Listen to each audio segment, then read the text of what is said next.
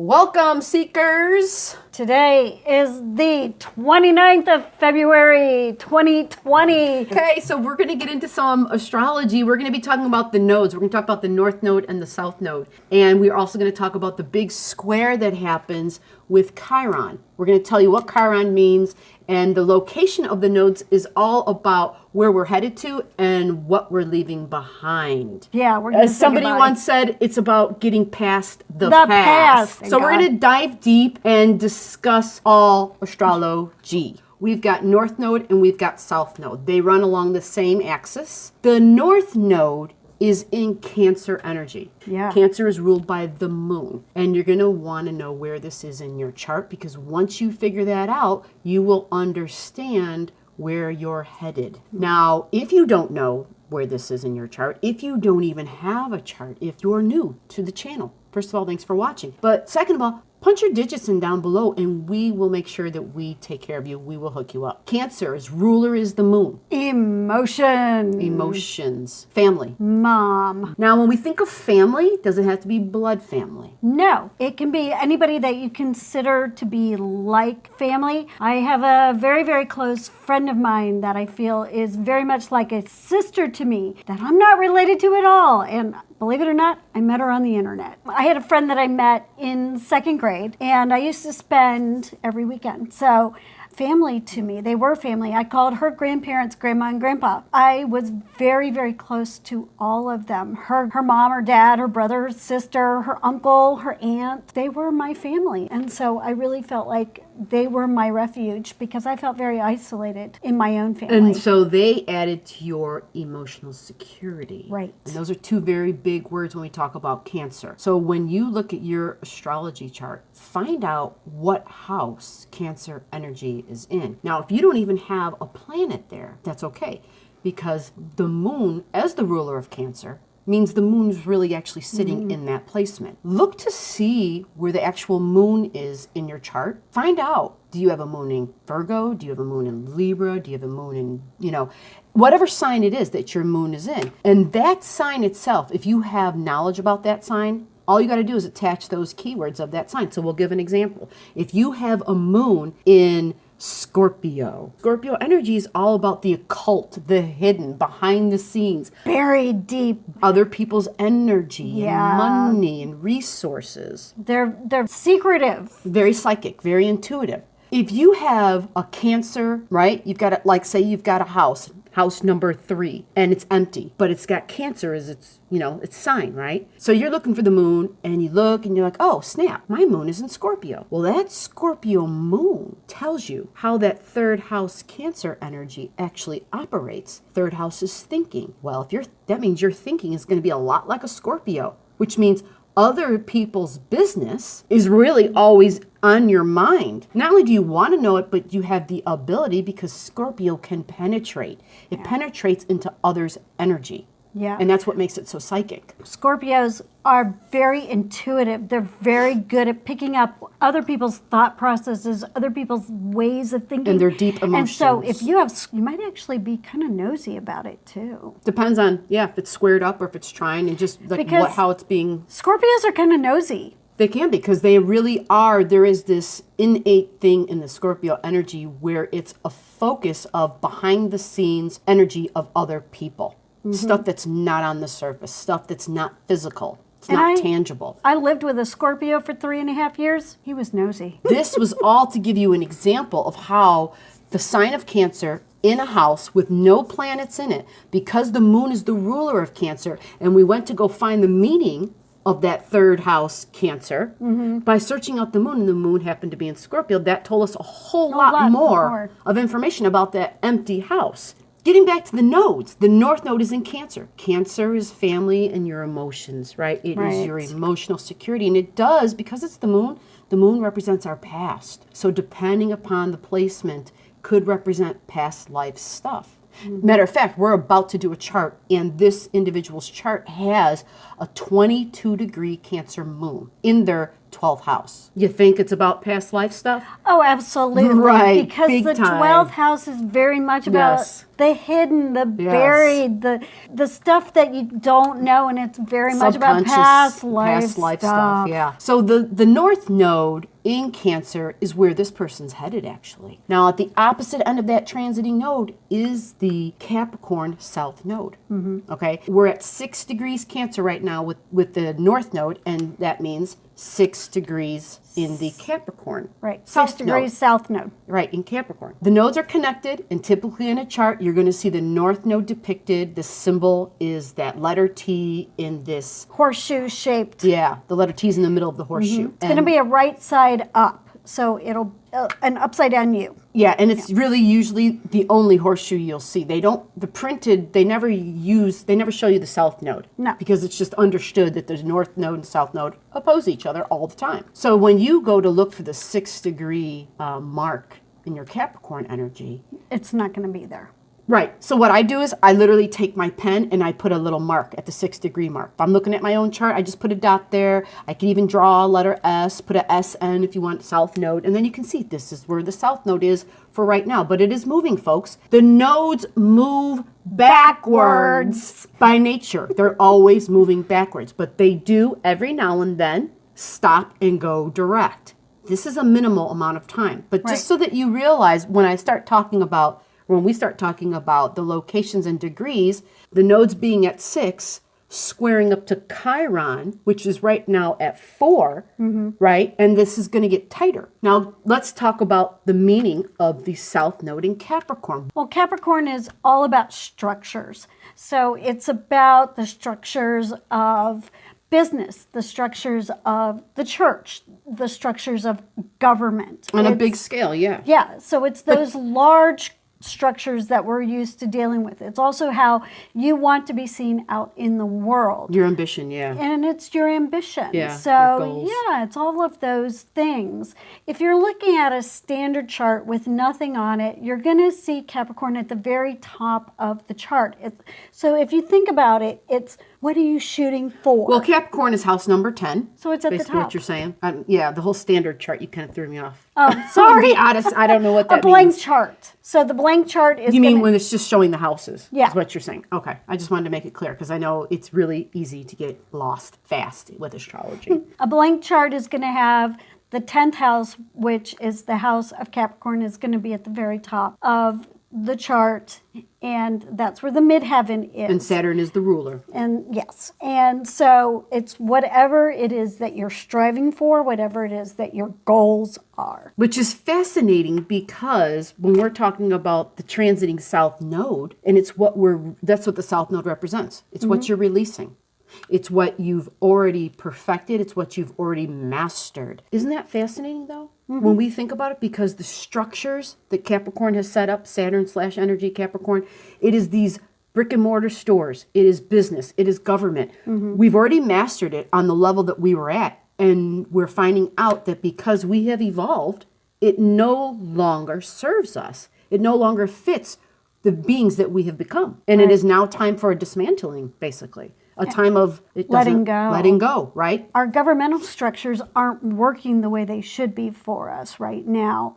Religious organizations aren't working the way they should be. Traditional churches are closing their doors and disappearing. So let's do an example with this chart. We're about to do this chart. We'll give out the birth date, time, and place, but let's just talk about the Capricorn and the letting go. They're Capricorn. This is a tropical Placidus system. So we have the sign of Capricorn divided by 2 houses. They've got roughly 15 degrees of it in the 5th house and 15 degrees in their 6th house. Now, as the South Node transited through their chart, remember the South Node goes backwards. It began at the high degrees. It began at 30, then 29, then 28. Right. So in those the latter 15 degrees, from 15 to 30, that's where the South Node was going through their place of work. and health, Right. daily routines, domestic pets, because these are sixth house items. Right. These are sixth house keywords. Now, this south node is in their fifth house, and that changes. Fifth house is joy, children, love, Romance. creativity. Romance Yeah. and dating. It's where we take a risk. Fifth house is very different, where I want to have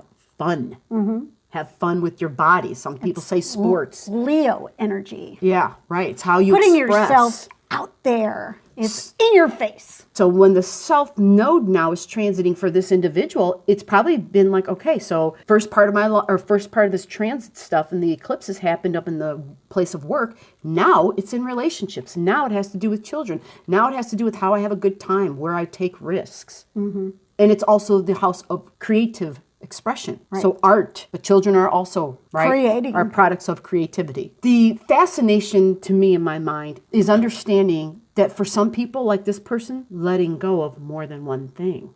Oh, right. So for this person, it transited through work, and then now it's in health, right? And now it's transiting through this other thing of dating and relating and creating and joy and having a good time. And how did you used to have a good time? I used to go to bars all the time. I don't do that anymore, right? Now So I'm this going to person's- find a new way of doing that. Right, because now up here in Cancer, which is where the North Node is, it began in their 12th house. But now, at those lower degrees, it transitioned from the mysterious 12th house to the 11th house of friendships. Social groups. Social groups. Right. So it's like that's where I'm headed, because that's what the North Node represents, where you're headed. And the South Node is what you're releasing. All right. So I hope we didn't lose anybody. But with all of that detailed explanation, there's some out there who I know will really greatly appreciate this. And I can only do it when there's somebody else here to keep me on track, honestly, because I get lost. I get so buried deep. But this is all right now squaring Chiron in Aries. And Aries in Chiron is all about myself. My right to exist. For this individual, this Chiron in Aries is in their 9th house, which is their belief systems about themselves. So if your beliefs are squaring what I'm releasing and then where I'm going, it can be difficult. It's like you've got, you're torn. You're literally torn. Because this is what I used to do, right? To this is what I'm supposed to be going and doing. And we're all experiencing Right. this in some way, somewhere in our lives. So find out where your degrees are. I urge you, if you don't have a chart, comment your stuff so I can at least comment back and say, hey, this is happening in this location for you. And that will at least tell you what area of your life this is happening. Because this square isn't at its tightest yet. We come Right. to the full moon, we have an exact square, full moon of March. And there's videos already done. If you haven't watched it, go watch it. By the way, I will attach a video down below about the North Node square in Chiron. Okay, now we're going to go ahead and give out a birth time, date, city, place, state, and all that good stuff. Okay, so the chart that we're doing today, April 24th, 1996, 1:01 p.m. in Levittown, Pennsylvania. And what we have is Taurus Sun at 447. and we have Leo Ascendant, rising sign at 15 degrees and 13 minutes, and a moon in Cancer at 22 degrees and 13 minutes. And in this particular chart, this moon actually falls in the 12th house. A lot of their emotional energy, they may or may not be really aware how they're reacting and why they're reacting. Yeah, internal reactions. Yeah, it's not always going to be really clear. Not at all. It's the subconscious. Yeah. It is past. It is soul stuff that you're carrying with you. Very deep stuff. Yeah. Connections with the mother energy, right? Yeah. And this is a cycle that we're trying to break away from, Right. in a sense where it's a repetitive cycle. So there's almost a sense of dependency that has been created in this cycle. Yeah. And that's what we're reading in this chart. And so what we're trying to get to, like, just explain how difficult it's hard to break habits. And that's what happens over time. We get these emotional habits that get created. Well, and this is really very clear because for this particular person, mother has a moon that is exactly identical. Oh, that's right. Right. Almost So an there's exactly identical degree moon. and ascendant. And an almost identical Yes. degree ascendant. Yes. The mother is 18 degrees of Leo And the moon, I believe, is 23 degrees of Cancer. It's very in the close. 12th. They're very close. These two souls are very tightly bonded to each other. They've probably gone through many, many, many, many lives together. The relationship between these two souls are so tightly bonded. And one of the most important things in this lifetime is for these two souls to allow each other to move into healthy relationships outside of each other, to still be there to support each other and to be there for each other while allowing each other to grow separate from each other. So now we're going to get into the details. Yep. One of the things that we need to mention first, at the particular time that you were born, is you have what is known as an out-of-bounds planet, and the planet is Venus. Venus is my desires. Yeah. What I want. And an out-of-bounds planet, in case you're not sure of what that is, there's an ecliptic. And the ecliptic goes from the degrees of the Tropic of Cancer and the Tropic of Capricorn.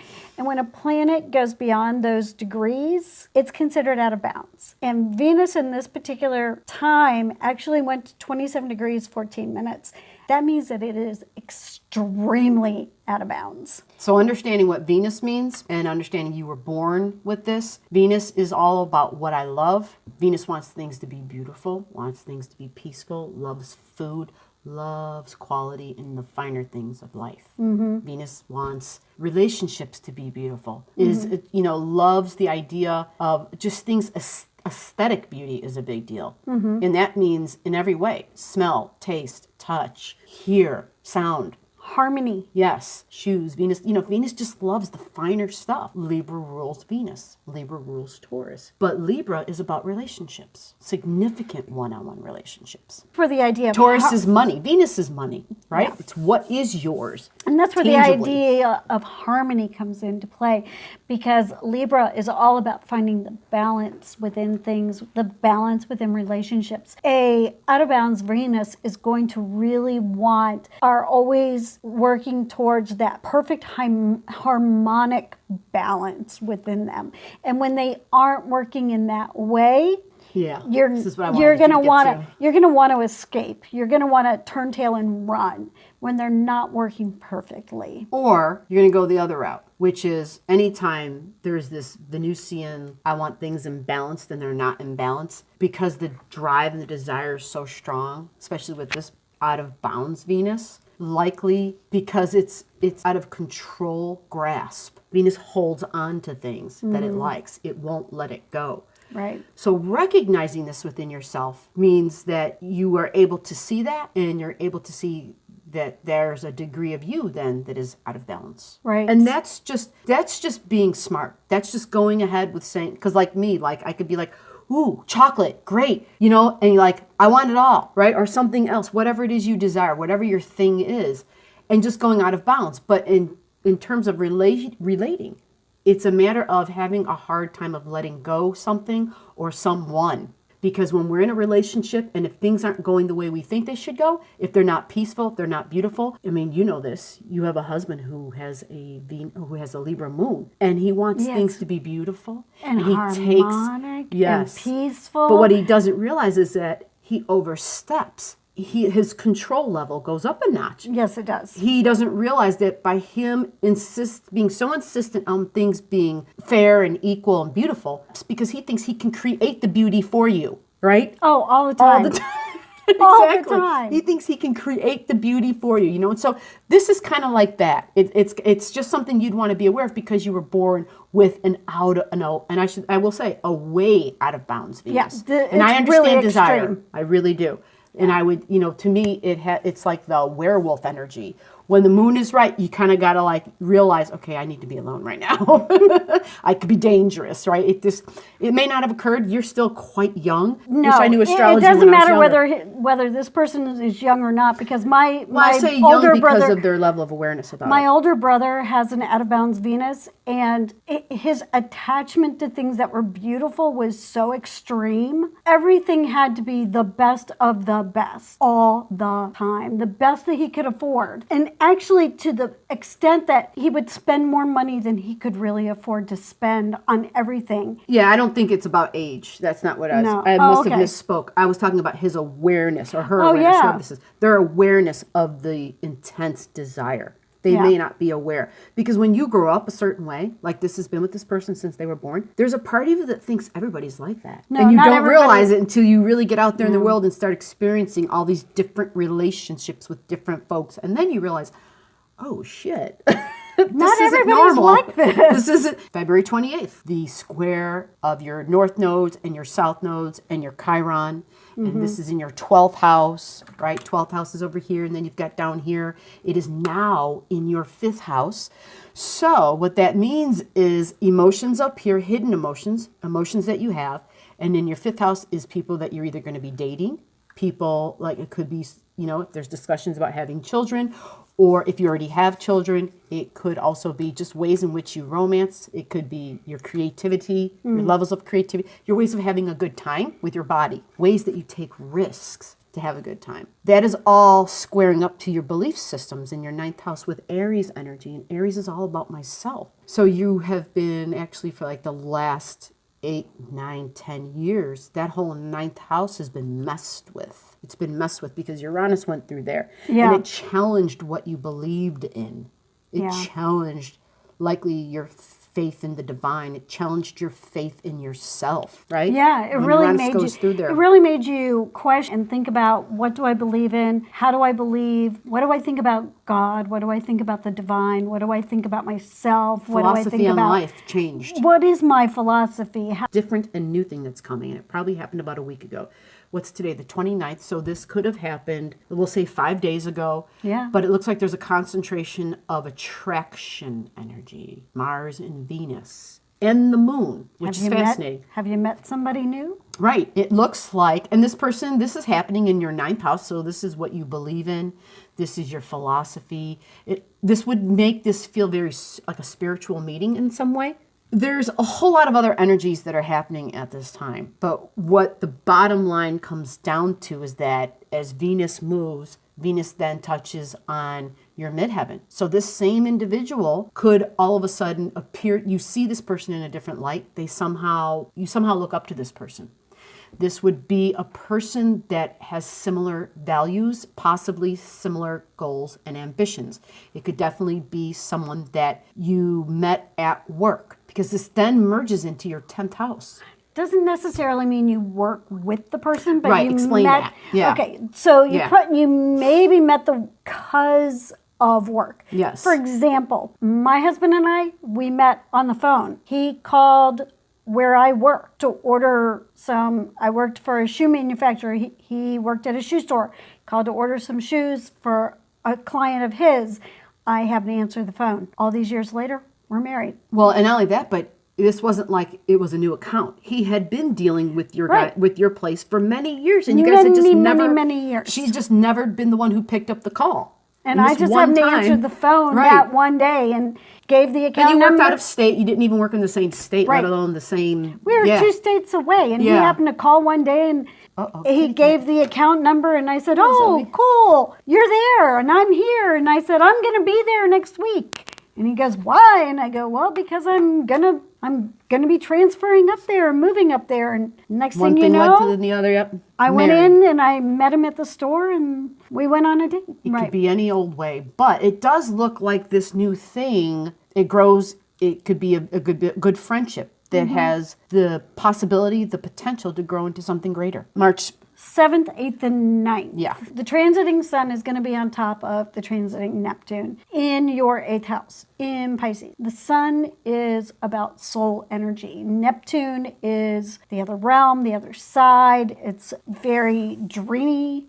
It's and- very idealistic. Mm-hmm. And when you mix the sun and Neptune together, one of the big things about it is this Neptune literally covers up the sun's rays. And since Neptune's job is to dissolve, right, and to cloud those rays, and those rays are your vitality. It's how you express, it's how you shine, it's your energy too. It is a time of where you disappear, literally. Like your physical body kind of takes a back seat. You could be drained, you could be tired, but at the same time, you are feeling others' emotions. The empathic abilities raise way up. Now, because yours is located in house number 8, this is the house of talking to the other side. This is the house of talking to the unknown. So, you know, if you're talking to dead loved ones, if you're talking to, you know, spirit guides, if you're talking to source, you know, the 8th house is typically, it's the metaphysical place. It's the esoteric. So it's a time when the veil gets really thin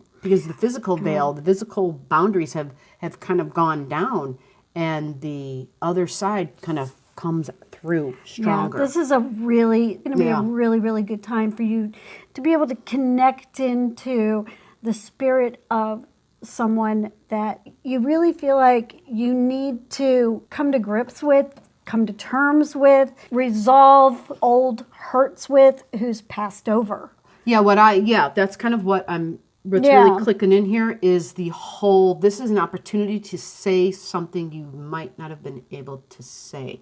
You're going to be heard during this time. You will probably have dreams that will come to you during that time. I really get this real sense of you feeling at peace. Awesome. At this time. This is wonderful. It's a wonderful opportunity to connect to the other side. And make great use of it because it doesn't last long. Okay, it is a gift you can develop over time if you already aren't doing this sort of thing. But having Neptune on with the sun and then the moon at the opposite, so we've got this full moon. Highly empathic time. Also can be a time of having some sort of doubts in your life about what you value, which would be typical. It's just the moon and it's passing. But there's also some other stuff that happens at this time too. I truly believe that this is going to be a great time for you to sit down and have the conversation. Have that conversation out loud. It's okay. Have that conversation out loud. You will be heard. And whatever you hear, even if you think, oh, it's just me saying it to myself. No, it's not. Don't rationalize is what you're saying. Don't rationalize it. It is spirit talking to you, telling you the things that you need to hear to resolve those hurts, those pains, those issues that you're carrying with you that you feel a great deal of pain about. March 20th through the 26th. This is going back to that relationship that has kind of started right around the end of February. You can just keep talking because the computer is not. I'm having such Mercury retrograde problems. This is going to be a really great time for you to build up good relationships, maybe new relationships in terms of business and communication. This is going to be a really important time of change for you. There's going to be a lot of new things coming your way at this time. So we're going to do the Chiron energy, right? It's conjunct the sun and conjunct the moon. And so again, this is self, right? And this, again, there might be at first some self-limiting thoughts because it does involve your Saturn, okay? And that's what Saturn restricts things. Right. And you have a Aries, a young Saturn in Aries. And so that would represent like immature thoughts. Aries energy, your Aries energy is in your 9th house. The 9th house is what you believe in. Now, understand that the Arian energy takes a long time to develop. It's like a fine wine.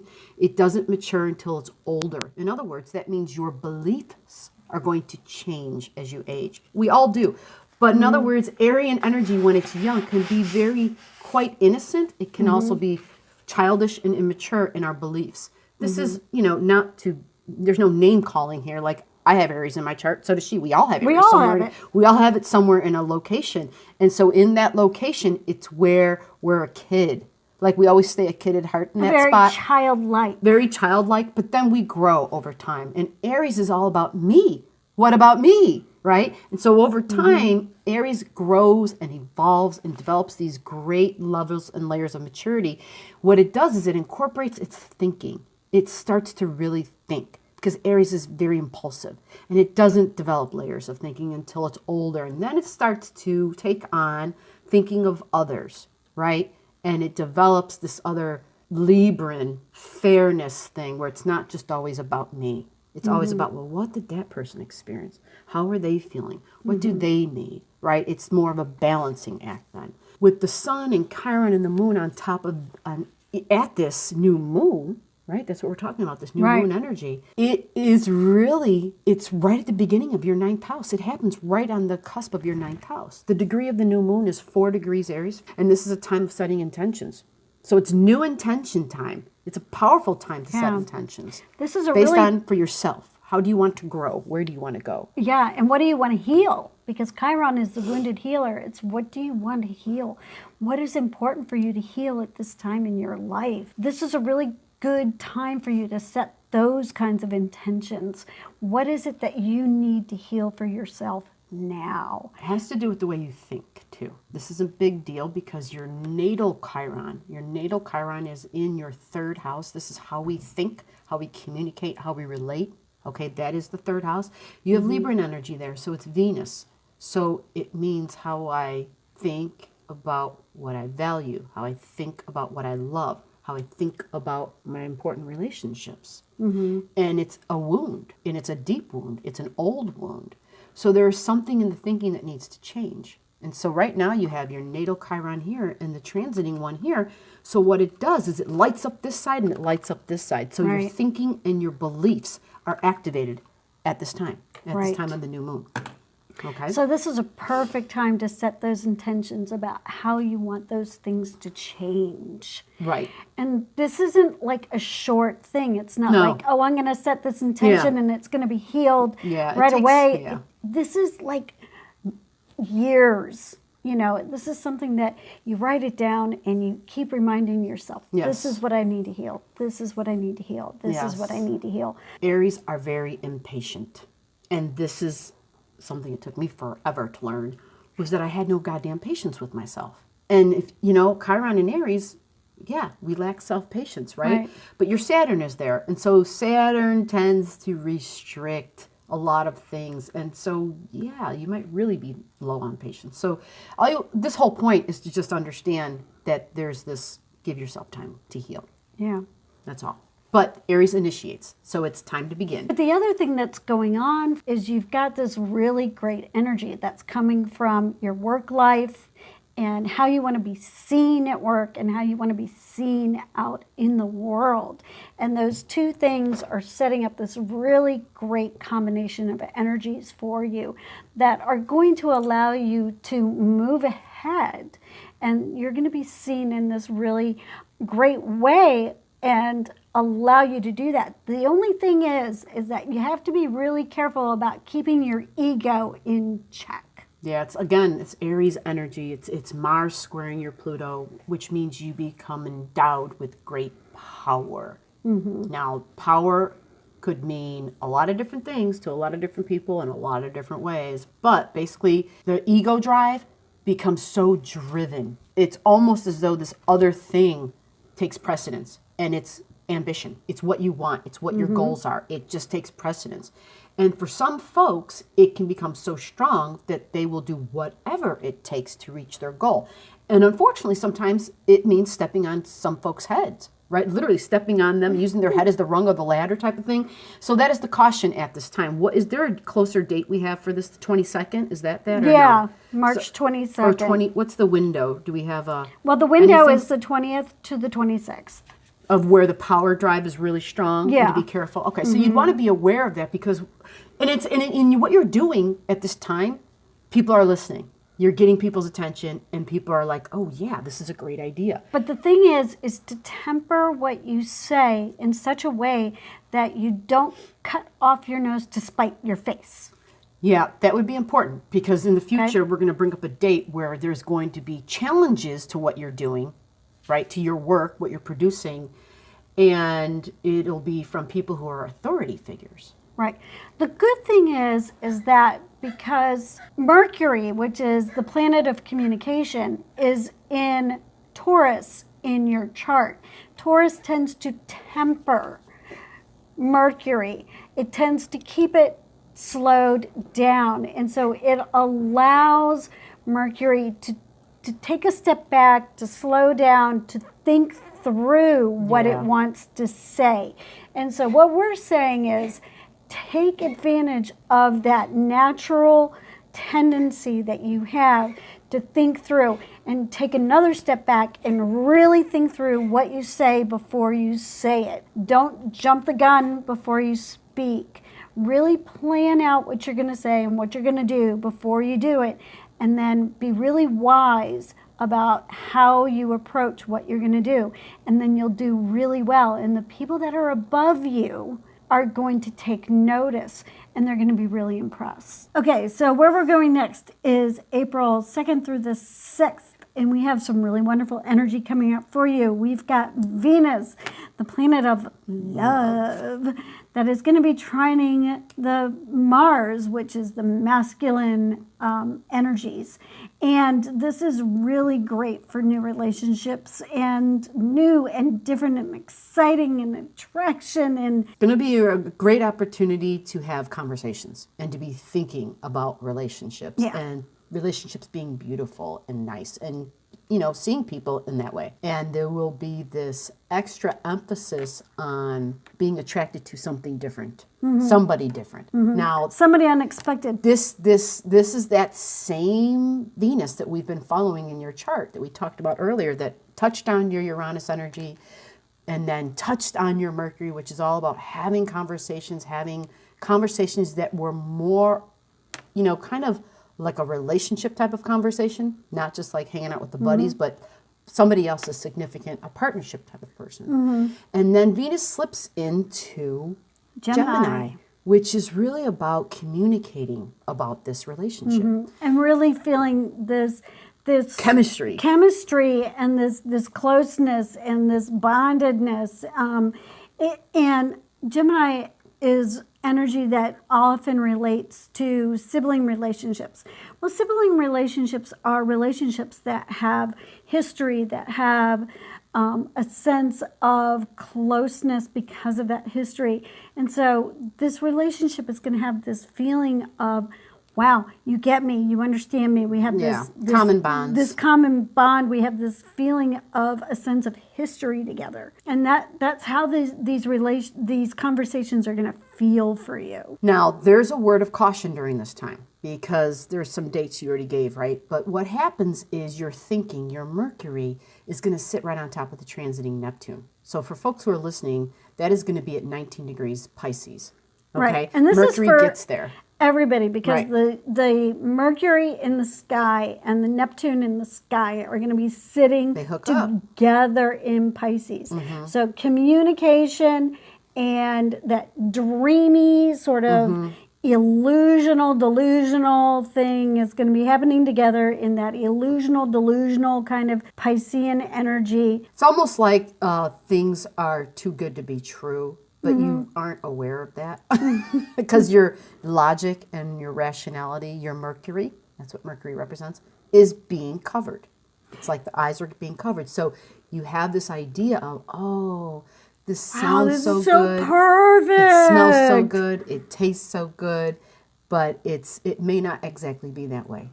Now Gemini energy represents your reality, your thinking. That doesn't mean this isn't a good thing. Right. Okay. Yeah, it just means that you're under the Neptune influence. That's what that means. It just means that there's going to come a time later, and we're going to tell you when that is, where those rose-colored glasses are going to get a little more clear. You're going to see a little more reality. That reality is not going to be a bad reality. It's going to be a good reality. But it's going to be reality. So what are those dates when that comes for this person? Because from the 2nd to the 6th, you're under the Neptune effect, and it's in matters of love and communication and bonded deep relationships.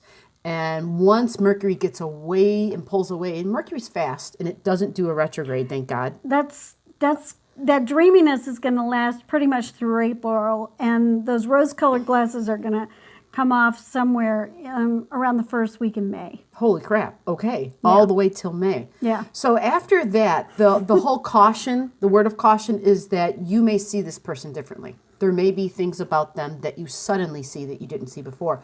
And it's not that they changed, it's that your vision literally did change. Okay. So again, just be aware of that because when we're under a Neptune effect, we idealize people and we put them on this pedestal. It's unrealistic. And then all of a sudden they come off this pedestal, like, the veil's down and we're like... And you're like, WTF? Yeah, and so they didn't change. It was your vision change. So just being aware of that in advance will keep you a little bit more grounded, hopefully. After April, we go to the 18th of April. Mercury is going to be moving into Aries. Aries is very childlike in quality. It's very forward moving. Communication is going to be moving forward. You're going to have that real strong sense of that. You're going to have your Venus is going to be sitting on top of Venus. So this relationship is going to be moving forward. It's a beautiful sextile. Mercury's like at 11 degrees Aries and Venus is at 11 degrees in Gemini. And for folks listening, gorgeous. Pay attention to this. It's super compatible. It's like what you want to go do, what you're thinking of doing lines up with what you love to go do, love talking. It's all really, it's really like supportive what energy. You believe in your group relationship, your friend relationship, and this friend who's becoming more than just a friend relationship is just, becoming one in a way. They're so effortless. And think about Mercury. When we have our thoughts, and Mercury's impulsive, it doesn't think through the layers and the steps, because it's in Aries, it will tend to simply act immediately upon what it thinks. So just keep that in mind. So on April 24th... As the observers, that's right. On April 24th, Venus is going to be opposite an eclipse, okay? An eclipse point is like a trigger point. Every time something is opposite or on it, it like re-triggers eclipse energy. And it's opposing your house of romance, your house of creativity, children, joy, of the house of risk-taking. And Venus is actually going to be having sitting fun with the body. On your Venus. This is a Venus return. This is like, woo. Which is new love. Automatically. It's like automatically new romance. Love. And so that could be another being coming along, or could also be somebody you already know and you're already, you're friends with, or your associates in some way, but they somehow take on this different light in your eyes. It's like, oh, wow, that this is the Venus effect now. Yeah. And what's really interesting is that Mars at this time is going to be sitting on what's known as your descendant. The descendant is where close relationships begin. That's the beginning of the 7th house. Partnerships. It's partnerships. So it can be business. Dating relationships. It can be business relationships. Any close bonded friendships. Your BFF. So any of those kinds of relationships. And Mars is going to be there, and it's going to be doing what's called a trine with Venus. So when Mars and Venus are trining, that is a really super positive, and that is going to lend support for this Venus effect that's going to be happening. And, Mars is the male energy. Venus is the female energy. So it's going to be lending this super supportive energy from one to the other. And this, again, is on April 24th. We have Juno at 9 degrees in Libra, which, by the way, is right on top of your natal Chiron, okay? The more I'm looking at this, the more I'm kind of like, wow, this is a really big deal. You have a grand air trine, actually, that's happening at this time, because your north node is at 16 degrees in Libra, which sends almost an exact trine to your descendant, which is what she just spoke about, where Mars is, and that's in Aquarius for you. And then your Venus is at 1758 in Gemini, and that's where the transiting Venus is sitting. So there is a concentration of energy, and not just current energy, but soul energy. Your north node's part of this.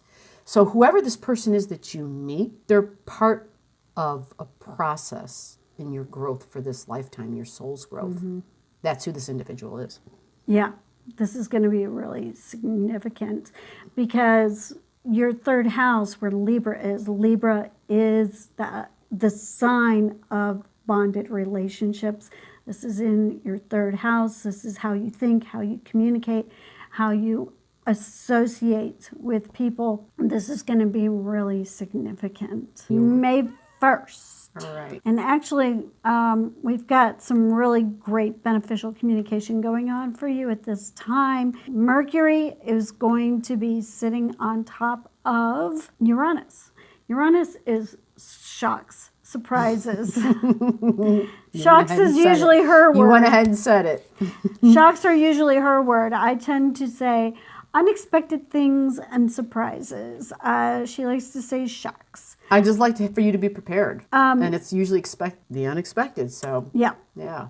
But Mercury communication is going to be there. This is at your midheaven. This is sitting right at your midheaven. Your Job. heaven is how you are seen out in the greater world. It often involves your profession. So this is also going to be sitting goals, there with ambition. the sun, your vitality, your personal vitality is up there. So all of this energy is going to be sitting there together. So the way that you're seen out in the world, your physical vitality, the transiting sun, the sun that's moving through the sky is all going to be there.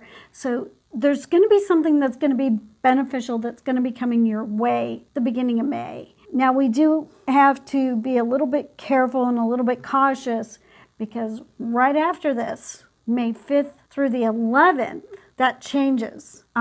Communication could get a little difficult. You could say things that might be a little bit, because Mercury moves faster than Uranus, and Mercury is going to catch up with it, and it's going to be sitting on Uranus. You might have a tendency to say something that you shouldn't say, or interpret things that are said to you from, say, a boss or someone in authority, or a parent, or, maybe a police officer that pulls you over. You have this energy happening where that you're going to be under this, I feel like I need space, I need freedom, like I'm being held down in some way. Because me as an adult, as a young adult, as an individual, I don't have my freedoms. They're somehow being restricted. And that's what happens. It's called Uranus squares Uranus. And so we feel like we have to break out. We have to take some sort of action to show the world that we are an independent being. Right. And you're going to feel that way. Since Mercury, the planet of communication and the way we think and the way we speak, is going to be sitting right there with it, you might misinterpret what's being said to you, or you might say something the wrong way that might get you in trouble. Uranus energy, well, we already said, can be shocking and surprising. So the way that you communicate can be that way, or the way someone communicates to you. But what we're going to say is the 5th through the 10th or 11th, err on the side of a little more caution with the way that you communicate. All right, let's go to May 17th, May 18th. Venus again. Venus. All of the month of April and May. Venus is huge for you in your chart, and we've talked about this earlier because your Venus is out of bounds. Well, guess what? All of April and May, Venus is going to be out of bounds again. The transiting, the up in the sky Venus. The one up in the sky. It's a more extreme energy than keep your money in your pocket. It's a matter of trying to keep balanced. You'll be dealing with lots of extremes. You're going to be wanting, desire, you're going to be wanting to indulge your desires. So if you have a credit card, don't pull it out. If you have money in your pocket, keep your money in your pocket. If you have this new person in your life that you want to spend money on, that you want to impress, because this will be a time where you will be. It would be like, sky's the limit, baby. Yeah. Sky's the limit. Don't do it. Stay on a budget. You're not in a rational place right now. Yeah. Venus's desire level is off the charts. You're going to have your rose-colored glasses on. You're going to be all about the desire, and you're going to be all about wanting to impress. You want to impress? Stay on your budget. Yeah, just remember about that desire thing. It's so strong that it literally gets to the point where it is controlling you. And, well, you've got to be able to be aware to see that. And once you're aware and you see it happening, you feel it, you're going to be fine. But just keep it in check. We're going to May 22nd because on May 22nd, there is a new moon that happens at 2 degrees of Gemini. And that 2 degrees of Gemini is... It lights up your 4th house is what it does. So it's all about your ambitions and your goals. And it also lights up my home life. Yeah. What do I want for home? It's opposite your natal Pluto. Pluto is very deep. Pluto is your roots. And it happens to be in your 4th house, which is your home. Your emotional security. It's your emotional security. It's your mother. It's family. It's your family. It's how you grew up. It's all of those things. New moons are a really great time for setting new intentions about how you want things to change in your life. Think about how you want your life to look, how you want your home life to look, how you want your life to look moving forward. Who do you want to have in your home life? Because you're having Mercury and Venus on top of each other right now in Gemini. So you're already going to be doing a lot of thinking. And it will be in matters of what do I value? Right. Who do I value? Right. That's all going to be highlighted at this time. Okay. Absolutely. So you're basically just refining those desires, thinking and the logic and the rationale energy to fine tooth, right? To pick it out and to say, yes, this is really important to me. Right. And to be clear about it. Because once you're clear about it, having such strong Venus energy in the midst of a new moon, which is our wishing time, it's going to be quite powerful for you. You can get what you want.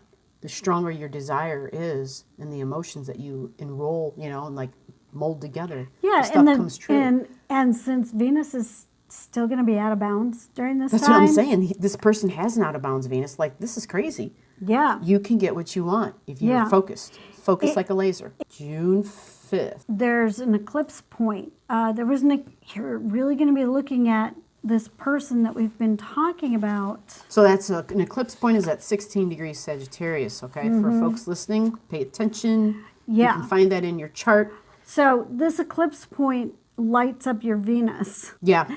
Yep. For you. It's yeah. And the sun is going to be sitting there. Yeah. Venus is going to be sitting love there. Love of talking, love of communication to those who are close to you in your, whether it's neighbors or social media, because Gemini energy is all about that. And this happened right on top of Ceres, which represents food. And this is down in your 5th house. It makes you think of strawberries or something like that, like like that. The 5th house is romance, it's dating, it's across from Venus. It's like food's involved somehow, like I don't know, you getting matched I'm just saying, or you get in the kitchen and you're literally cooking. Okay, I don't know. We're gonna end this here. I'm not going any further with this. Don't go any further. Let's go on to the next thing. So because if Mom watches this, we want to be appropriate. Just be careful too, because if there's a date that doesn't go well, if there becomes a comedy of errors, take it in stride. Yeah, have fun is the whole point. Have fun with it. Have fun. Have fun with it. Because there could be a date that ends up being a comedy of errors at this time. It's that whole, people everything that could go wrong does go wrong. Yeah. Order a pizza and watch a movie on Netflix. Yeah. It all works out. Okay, so we're going to go to June 14th. Alrighty. Creates what's known as a grand water trine. A grand trine is when you have three things of energy of the same element. So for you, it's going to be water. So there's going to be something in each of the 3 water signs. So we have Mars and Neptune at 21 degrees in Pisces. We have your natal Vesta like at 21 degrees Scorpio. And then we have your natal moon at 22 degrees Cancer. Again, your natal moon comes up. But in addition to that, folks, Mercury's transiting through that Cancer sign. And it's right now for this date on the 14th, it's like at 14, 15 degrees. So it's going to join this. It's only going to take a couple of days to catch up with the moon. And it's going to be trining. It'll be on top of your moon. It'll be trining Neptune. It'll be trining Mars. It's like, holy crap. And it's emotions, deep, deep emotions. And so just so that you know, Vesta is another one of the asteroids that we use. Vesta comes from Roman mythology, and Vesta is related to the Vestal Virgins. The Vestal Virgins were the light keepers of the temples. And so where Vesta shows up in your chart is where your light shines. It's where the most important light is for you. And this shows up in your 4th house, in home, in the Scorpio energy. And it's in Scorpio energy. So this grand water trine is going to be since this is your 12th, your 4th, and your 8th house, this is going to be about home, about connecting to the other side and about the spiritual realm. So this is going to be a beautiful time for you to connect to the other side, to connect to those that have passed over. So if you have a time where you or someone that you need to connect with, that you need to heal with, that you need to talk to, beautiful time for this to happen. Yeah, keep in mind, because I know I had a comment not too long ago where someone said something similar, where there was a lot of water set up in their chart and it was trining, and they had lost their mother actually like 6 months prior. And they said all of a sudden, like they just felt like they were really missing their mom, you know? And sure enough, you know, you go to the astrology chart and you look it up and it was like, oh my gosh, you know. So it was very similar to your setup. And what happens is, because we're all different and we feel energy differently, when a loved one touches in with us, our sensations of them can be this overwhelming feeling and impression of them. Therefore, we're saddened because they're not here. Take to heart that 9 times out of 10, it could simply be them just trying to touch in with you, trying to say, I'm here with you.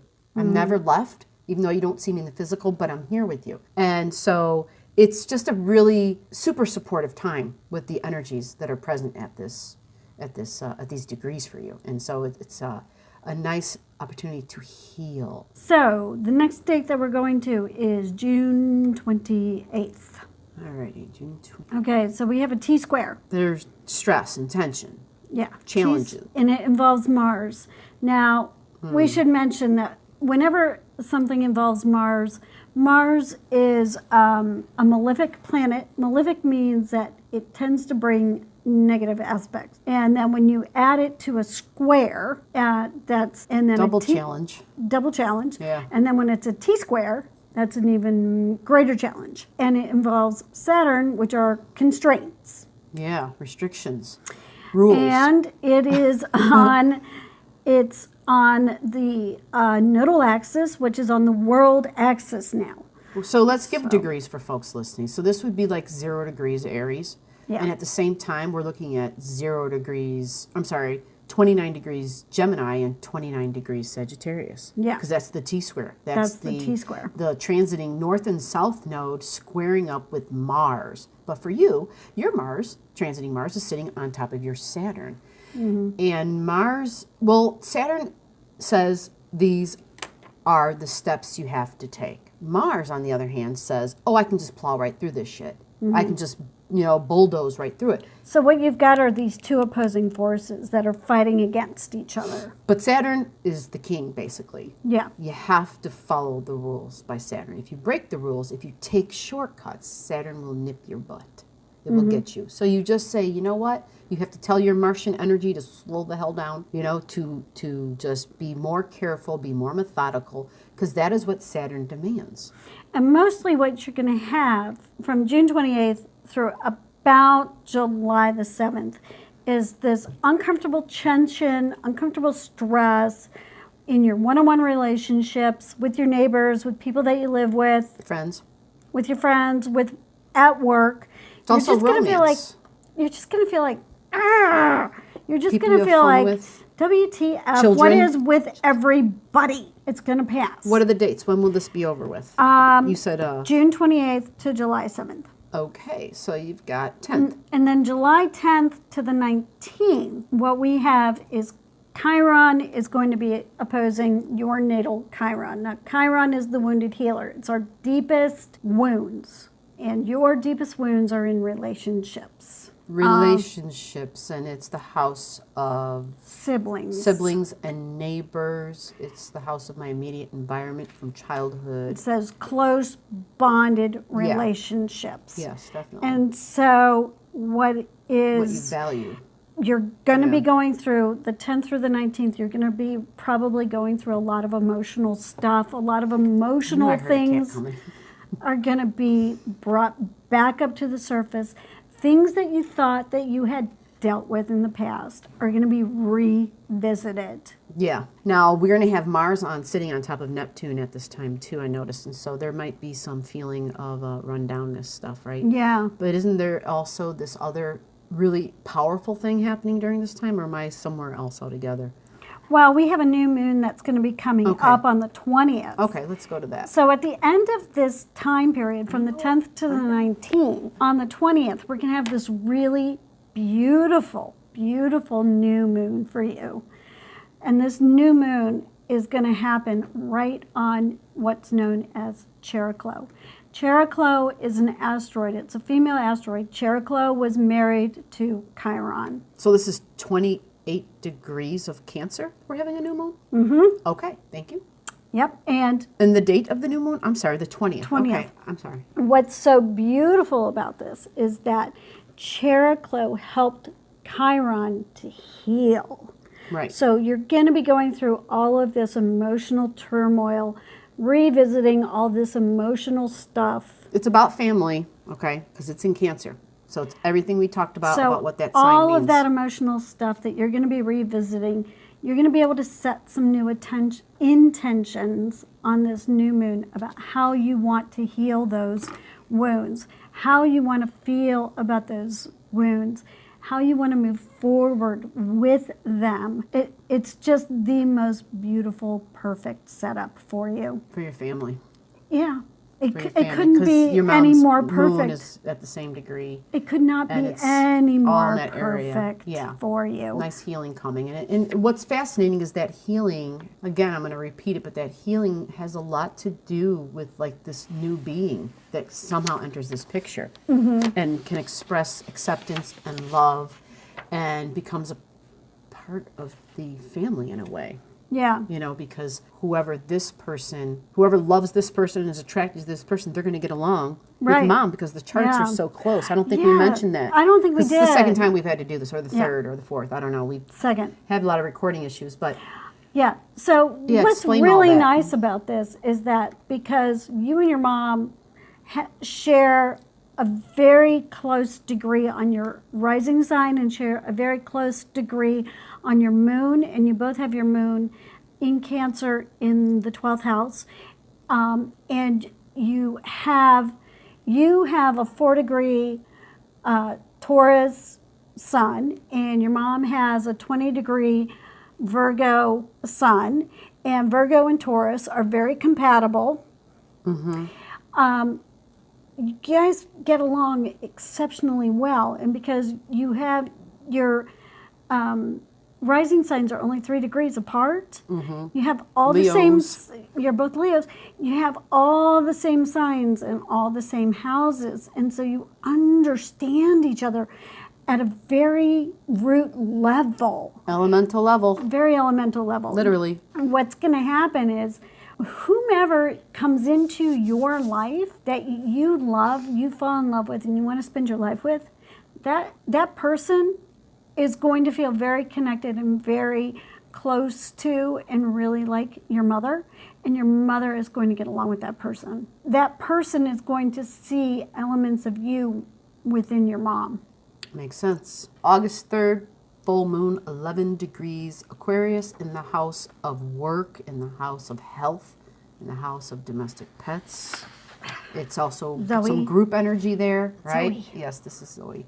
Some group energy there. It's because it's Aquarian energy. And the full moon then, she's like, I need to eat right now, so I'm going to eat the wires unless you feed me. Fascinating because the moon will be touching upon your natal Uranus, which can bring some surprises. Yeah, Okay. Yeah. Surprises and because emotions. it's going to be right there. Emotions with friends. Okay. So there might be things that occur. Doesn't have to be bad emotions, by the way, because, well, this trines that Venus and that Gemini energy and that house of friendship. It trines all of that, actually. And which Jupiter, is nice. Jupiter, which is the planet of expansion, it's where things expand, where they grow, where they get, girl, Okay. where they get bigger.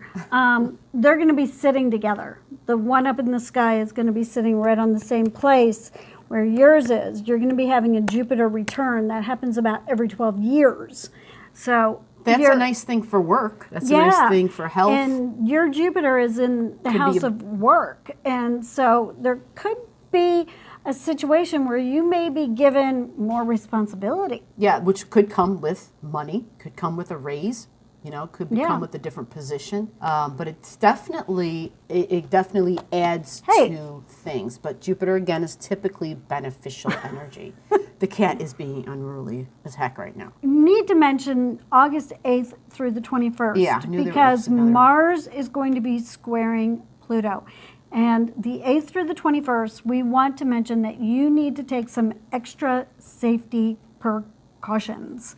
Mars being aggressive and Pluto being deep energy. Powerful. And Pluto. Very powerful. Intense, too. Remember those words. We want you to take some extra precaution for the simple reason that during this time, there could be some likelihood that if you're not careful, if you're not extra careful, you could get injured. Don't do any daredevil stuff. If you own a motorcycle, don't go out riding, doing things that you don't normally do. Yeah, you're going to feel very empowered. You're going to feel very invincible. If you are at work and you're going to be using some machinery that you don't normally do, take extra precaution to do every single step. Yeah. Slow down, don't do anything fast. Right. Go by the rules. Yeah, because we just... Seatbelts, safety latches, all the good stuff. Every extra caution that you can take. Because this is one of those situations that because of where this is happening and how this is happening, Mars is going to be in Aries. And it's... Aries is your body, by the way, and so is Mars. Yeah. Aries also signifies head. Yeah. So because it's going to be squaring... Pluto. In Capricorn, which is bones. And it's also in your house of health. We don't want you to end up with a concussion. Right. Be careful. Okay. And that energy does, like she said, it goes on for a while from the 8th to the 21st. So it's like, okay, great. Yeah. No daredevil crap you wrote down. Be extra careful. Okay. Yeah. Don't rush yourself. And it does, when we studied it, it even, that is the thing. If something were to happen, it's because you were careless. It's because you rushed. It's because you took an unnecessary risk. And you just weren't thinking.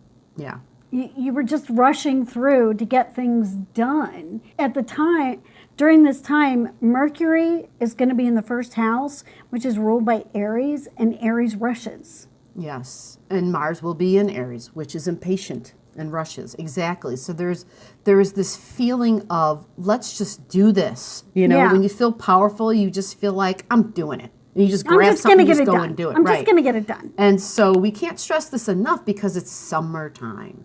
Yeah. And people drive like they're nuts in the summer, right? And it doesn't have to be about cars either. I just know, just being in the neighborhood, it's like, oh my God. Dude just like drove down the street in the neighborhood like 45 miles an hour. Yeah, it's like a little neighborhood. Backwards. Yeah, we did see that once. And I'm saying that because somebody actually did that once it's past just my a house time. and almost caused an accident. And it's a time where it's not just because of your personal chart, but this is an aspect up in the sky. All of us are going to be experiencing Mars squaring Pluto. So other people are also going to be not so cautious at this time. And Mercury is going to be in a place that could bring this on. Right. So just be aware of that. Okay. And I think that brings us almost to the end here. We do want to mention that starting August the 20th, and this is going to go for several weeks, you're probably going to feel physically run down for a while. After all this hyper energy that you've had, your body's going to get tired. You're probably going to feel like, why am I so tired? Your body is going to be tired. You are going to need some rest. Mars is going to be squaring Neptune, and when Mars squares your natal Neptune, you're going to feel tired. Get some rest. It's okay to tell your friends, I don't want to go out tonight. I need to stay home. I need to go to bed early. And then Mars, September 9th, is going to go retrograde, which means it's going to start moving backwards. It's going to go back through Aries. Through Aries and back over all this, your sun, and back over your Mars. And it's going to revitalize you starting in September.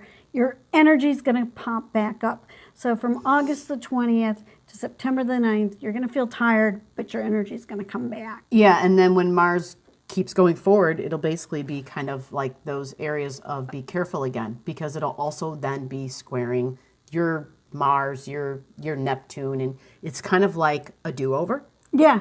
because that's what a retrograde is.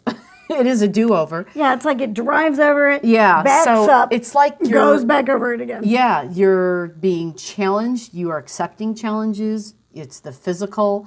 It's be careful. It's don't rush, even though you feel very empowered, right? Just, use all the safety precautions and follow the rules. It's, again, your ability to follow the rules, your ability to step back and slow down and be aware of everything that's in play and all the other people that are in play. Because other than these strong challenges that are reinforced by the transits in your chart, that means people around you, again, are also being challenged. We're all experiencing the same square. Yeah, that time of be cautious, be careful of accidents again is going to come up again from December the 13th to January the 6th. Yes, so just be careful. Now we have to make one little mention about the end of the year, actually going into January, and this is where we're going to end your reading for you, which looks like it comes upon a time where there's a lot of challenges to you individually, to your freedom.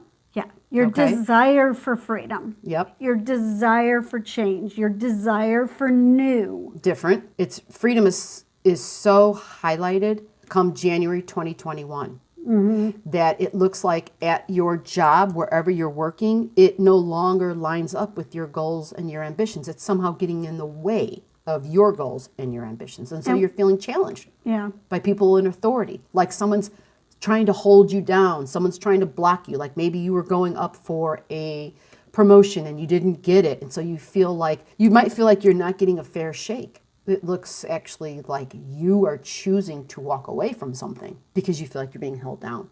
And you're like, I'm out of here. This is not my thing anymore. That could look 1,000 different ways, right? Because this is also in the house of your health. This is in the house of your midheaven. This is in that, which is people who are in authority. This could include a parent in your life. Anyone that's an authority figure that's challenging you. But it's authority figure being challenging authority figures. Okay? So it looks like you have some new exciting things that will be happening in 2021. And if you want us to take a look further for you, we'd be more than happy to. Yeah. Hope this has put some light upon your path. It really looks like you're going to have a lot of new changes coming to your life. It looks like you're going to have some exciting things going on in your life. Thank you. Hope you have a good one. Okay. Bye-bye.